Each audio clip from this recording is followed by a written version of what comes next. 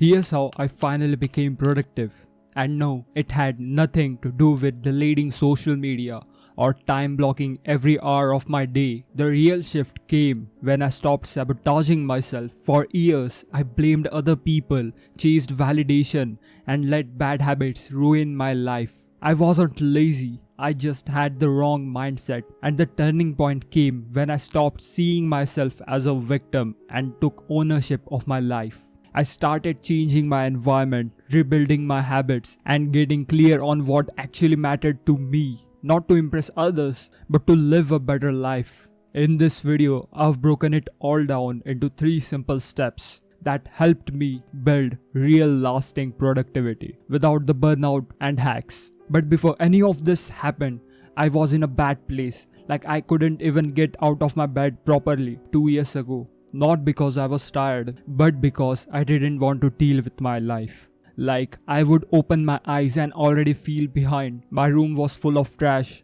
First thing I would do was grab my phone, start scrolling, looking at strangers online, people I went school with, random influencers, like whoever, and I would just sit there comparing my life with theirs. Then I would wonder, why do I feel like shit? Why does everything feel so heavy? Why can't I just get it all together? Every day, same pattern, make a plan, get overwhelmed by it, do nothing, feel guilty, start over again. It wasn't laziness. I just kept saying I needed more motivation, more time, better tools. But none of that was the real problem. My problem was my own mindset. I was sabotaging myself on repeat and I didn't even knew I was doing it. I blamed everything around me. My family's loud, my environment's messy. I used those excuses like a crutch and I didn't even realize how deep that victim mindset ran. But looking back, that mindset wasn't just holding me back.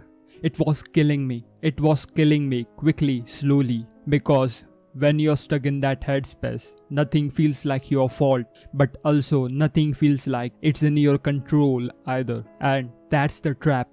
That's the lie. When you blame everything else, you get to stay comfortable. You get to avoid responsibilities, but you also give up every bit of your power. That was the shift for me. Not some productivity hack, not deleting apps. It was realizing I'm not a victim, not anymore. I remember this. I was sitting there trying to write a script, deadlines creeping in.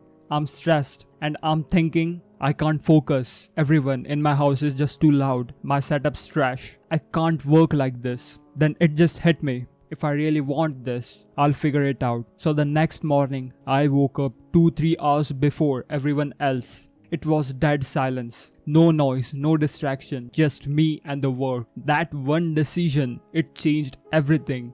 Not because it was special, but because it was mine. I took my own first decision. I took control, not instantly, not perfectly, but I started acting like my life was mine to build, not just something I had to suffer through. And yeah, your environment matters, but you're not a prisoner to it. You can change it. Here's what I mean.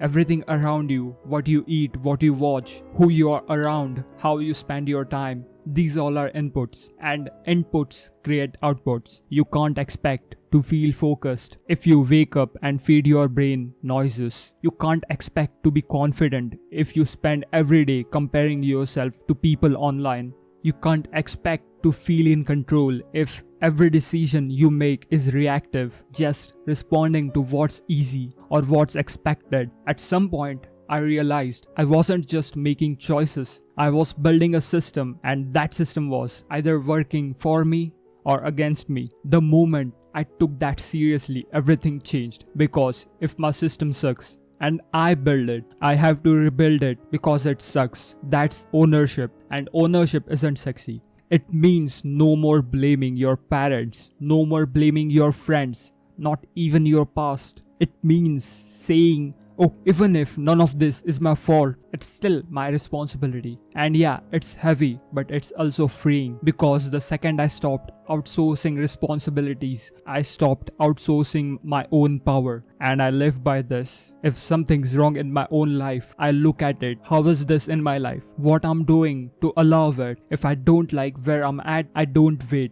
I adjust. I'm not saying this to just sound tough. I'm saying it because it's the only thing that ever worked for me.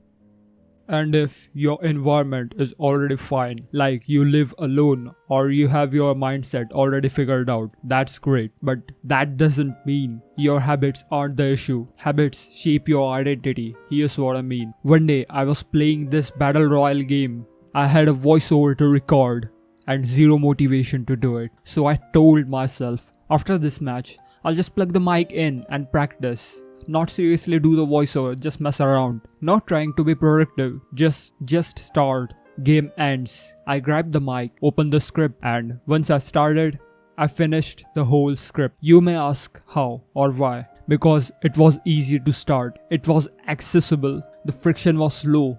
That's when it really clicked. You don't race to the level of your goals, you fall to the levels of your systems. So here's what I did. I started reprogramming the system. Cut distractions just a little, like 5 minutes less on my phone, 5 minutes of doing more, something that mattered. And if you're trying to build a habit like meditation, don't force yourself to do 20 minutes of meditation from the start. Just set for once, no phone, no noise, nothing.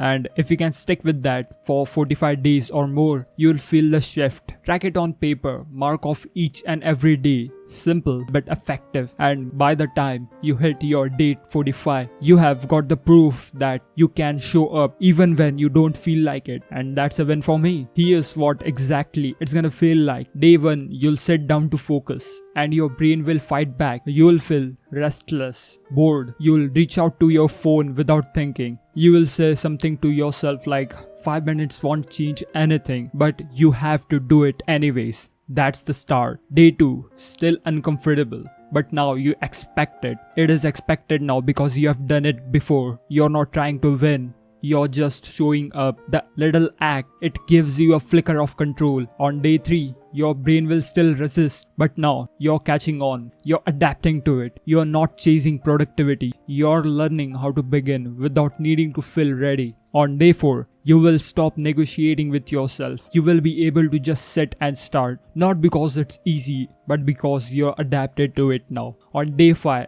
it clicks. This isn't about 5 minutes. It's about finally being the one in charge. Remember, productivity isn't about grinding harder or finding the perfect routine. It's about ownership, taking control back, one small move at a time. You don't need to feel ready, you just need to start.